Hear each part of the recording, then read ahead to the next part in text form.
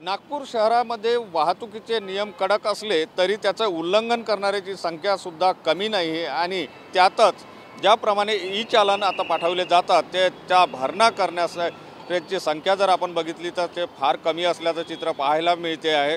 वाहतूक पोलिसांची मोठ्या प्रमाणात नागरिकांवर थकबाकी आहे आणि नागरिक ई चालन आल्यानंतर ते भरत नसल्याचं सुद्धा पुढे येत आहे आणि त्याचा जर आकडा बघितला तर आकडा मोठा आहे।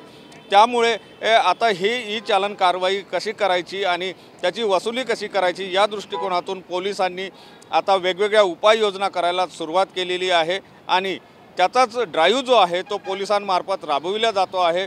ई चालानचे जे पैसे आहे किंवा जी वसुली आहे ती करण्याच्या दृष्टिकोनातून पोलिसांनी आता कंबर कसल्याचं पाहायला मिळते। कॅमेरामन साईसह सुनील ढगे, TV9 मराठी, नागपूर।